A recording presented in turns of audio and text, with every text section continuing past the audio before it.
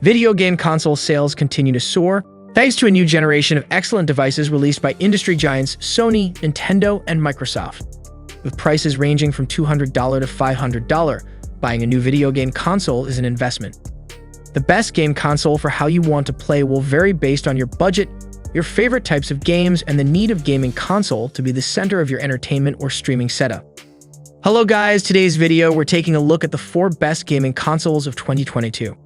And if you want more information, we also put the links in the description box down below. Thanks.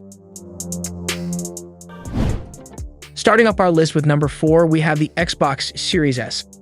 This more budget-friendly Xbox console can play all the same games as the more powerful Xbox Series X with a few significant trade-offs. The Series S doesn't have a Blu-ray disc drive, so you'll be limited to digital games on the console's solid-state drive. While Microsoft cut corners with the specs considering its budget, the Xbox Series S has a reasonably powerful spec sheet. If ray-traced games at 1080 and 1440 pixels are good enough for you, then the Xbox Series S can be your choice of console. Compared to its sibling, the Xbox Series S isn't too far behind. It won't provide you with a Blu-ray drive, but you can download digital-only games from the Microsoft Store. There's a 512GB internal HDD available too. While it may not be much, it can store a few of the AAA games together. Microsoft has decreased the RAM inside the console with a 10GB GDDR6 memory instead of the 16GB available in the Xbox Series X. Despite the minimal size, the console does well in cooling. There isn't too much issue with the console getting too loud after being used for a substantial period.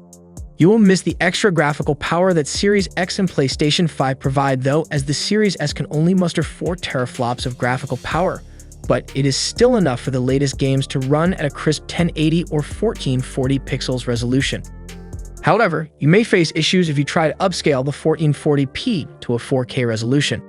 The rest of the features, such as quick resume and backward compatibility, are still available on the Series S, but you will have to make a compromise in performance. While the Xbox Series S dominates in the price range due to a lack of competition, it's still bogged down by the lack of a huge number of exclusive AAA games. While it comes down to preference and budget, Xbox owners will find solace in the fact that Microsoft has announced its Project X Cloud for entry into the cloud gaming ecosystem. Compared to PlayStation Now, which allows only older PlayStation games to be streamed and played, the Project X Cloud is slated to bring the latest games to its own streaming service. To conclude, we would definitely put this as one of the best gaming consoles for beginners, especially if you don't have the budget to buy the flagship consoles of today's generation.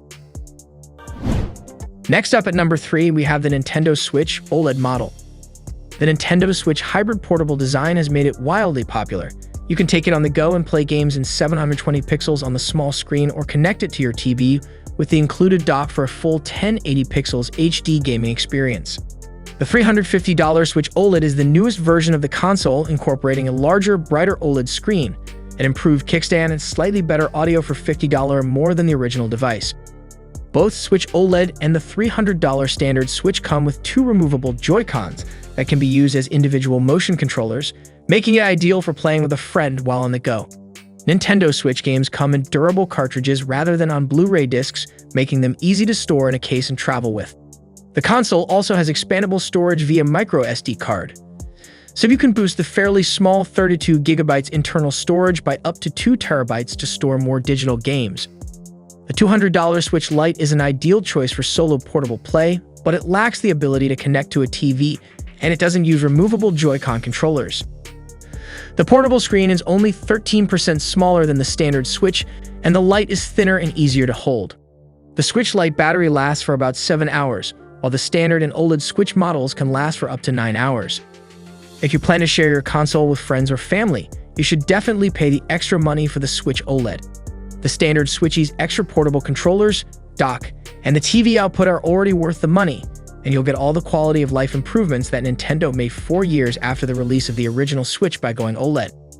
Regardless, the Switch is still a capable home console with a large library that's especially great for families. Popular franchises like Super Mario, The Legend of Zelda, and Pokémon can only be found on the Switch, and lots of classic games have been remastered for Nintendo's portable. The unit comes at 2.9 by 6.5 by 7.9 inches in size, with the weight just at 3.33 pounds that no portable gaming console can compare to the Switch library and its value. It's just a matter of whether you want to invest in Switch OLED, the standard Switch, or Switch Lite. At the end, if you're just looking for a way to play games while you travel, you can stream games to your smartphone using a video game streaming service like Xbox Game Pass Ultimate, Google Stadia, or Amazon Luna and connect a controller to play. At the number 2, we have the Xbox Series X. The Xbox Series X is Microsoft's entry for the best gaming console in the market today. It's the beefier sibling of the more affordable Xbox Series S and comes with a range of enhancements. While most consoles released from the same parent company tend to have minor differences in specs and prices, the differences between the Xbox Series X and Series S are significant. They offer a substantial change in both specifications and prices. With this console, Microsoft aims to bring 60 frames per second gaming at 4K resolutions. Considering this, they set up a beefy rig in the Xbox Series X and partnered with AMD to include an 8-core processor that has a maximum clock speed of 3.8 GHz and it's paired with 16 GB of RAM. There's expandable storage of up to 1 TB and an output of HDMI 2.1. The console has a 4K Ultra HD Blu-ray drive for the latest games that supports with Dolby Atmos. Moreover, if you like to turn on the latest bells and whistles for graphical games, you'll find absolutely no issues with the ray tracing support. Now you can play older Xbox games on new hardware that the Xbox Series X is backward compatible with a huge number of older games for the Xbox One. Since the new console uses a solid-state drive instead of the usual HDD, you can load these games a lot faster. This helps you switch between games quickly too, a feature that Microsoft calls a quick resume. The difference between the PlayStation 5 and Xbox Series X lies in the graphical department. Microsoft has managed to beat Sony in this department, that the Xbox Series X claims a whopping 12.15 teraflops, while the Sony PlayStation 5 can manage only 10.28 teraflops. While this isn't a complete comparison in theory, the Microsoft Xbox Series X should be able to push the graphical boundaries slightly farther than its competitor. In the games available on the consoles, you will get the major AAA games released through the next few years. However, you will have to miss out on the PlayStation 5 exclusive titles. This is an issue that Microsoft will have to address in the future. All in all, Microsoft's Xbox Series X is a good video game console if you don't care much about Sony's exclusive games. Moreover, the lack of PlayStation 5 availability today might increase the sales of Xbox Series X priced at $499. It is a worthy upgrade if you want to enter the ecosystem. The last product on our list is the Sony PlayStation 5. Released in November 2020, the PS5 set a new standard for video game consoles with its M.2 solid-state drive, the DualSense controller, and support for 4K resolution at a 120Hz refresh rate.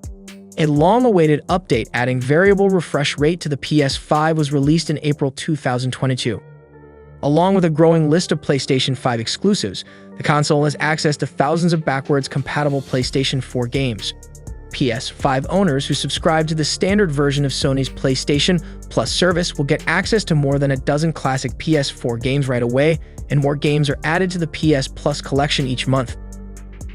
The PS5 will automatically upscale PS4 games when possible, boosting frame rates and overall resolution. Even games with support for the powerful PS4 Pro, like The Last of Us Part 2 and The Ghost of Tsushima, can see improvements on PS5. PlayStation's exclusive game franchises, like the Ratchet & Clank, Spider-Man, and the God of War, use the unique features of the DualSense controller like haptic vibration feedback and a built-in microphone. These exclusive games and features give the PS5 an edge over the Xbox Series X and make the console hard to skip for gamers who want to play the latest blockbuster releases.